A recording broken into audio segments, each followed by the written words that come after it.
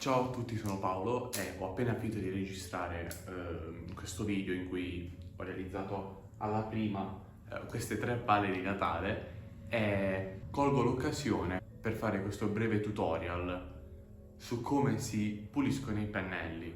Può sembrare una cosa molto sciocca e banale, ma in realtà in pochi dedicano il tempo che viene dopo la sessione di pittura a pulire i propri pennelli. Molti credono che pulire il pennello nell'acquaragia, nel nostro solvente, voglia dire aver pulito i nostri pennelli, ma in realtà non è così. Difatti questi 2 pennelli che ho utilizzato per tanti anni e che ho pulito soltanto con l'acquaragia si sono completamente rovinati. Questo era un pennello a setola schiacciata e questo a punta, ma in realtà sono diventati completamente diversi.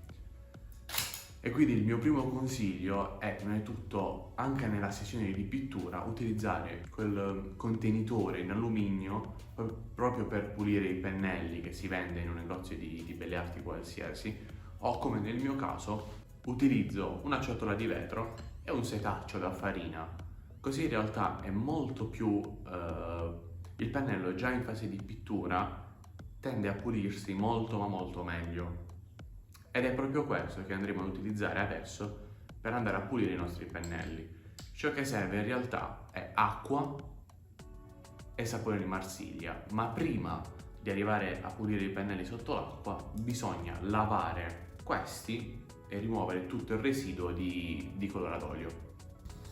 Quindi prima di passare a lavare i pennelli con l'acqua bisogna rimuovere scrupolosamente tutti i residui del colore ad olio utilizzando l'acquaragia. I pennelli devono semplicemente avere la setola sporca e non piena di colore.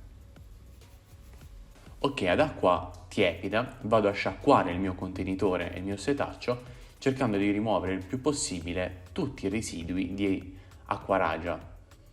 Successivamente poi vado a sciacquare i pennelli sotto l'acqua per andare a stoppare l'azione dell'acquaraggio che comunque continua a danneggiare e a rovinare i nostri pennelli. Vado anche a bagnare un po' il sapone per renderlo più scivoloso e riempio il mio contenitore dove c'è il setaccio e quindi procedo alla pulizia. Stofino molto bene il pennello sul sapone affinché appunto esca una schiuma colorata e continuo questo procedimento utilizzando poi il setaccio per andare a sciacquare il nostro pennello.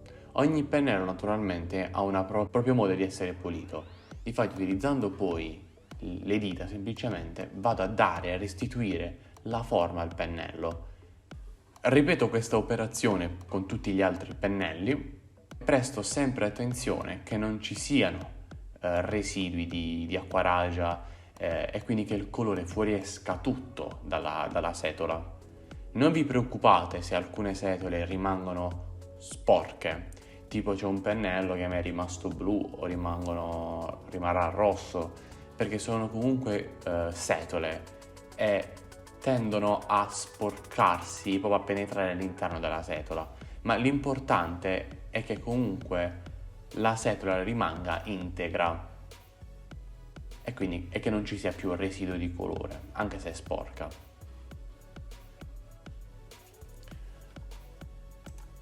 Nel caso in cui di questo pennello dove è molto più grande, quindi difficile anche perché è molto morbido e non permette la pulizia sul sapone, ho utilizzato un sapone per carrozzieri in realtà che pulisce dal grasso e utilizzo proprio la mia mano come superficie, anche perché questo è un pennello che ha bisogno di molta cura.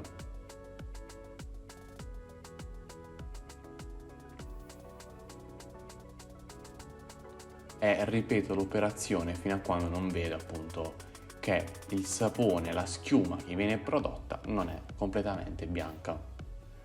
Credo di averlo già detto, però vi riconsiglio sempre di utilizzare il sapone di Marsiglia, anche se gli altri saponi vanno comunque bene, però il migliore è quello di Marsiglia che potete trovare ovunque in ogni supermercato. e asciugo le setole dei miei pennelli su un asciugamano.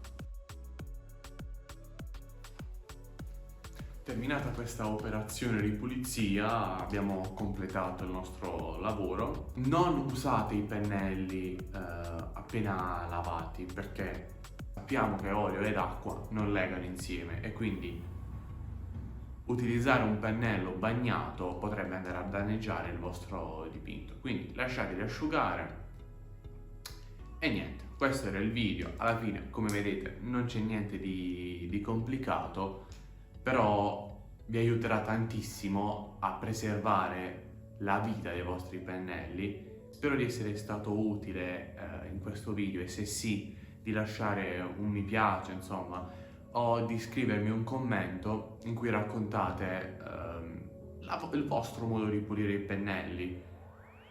E niente, al prossimo video.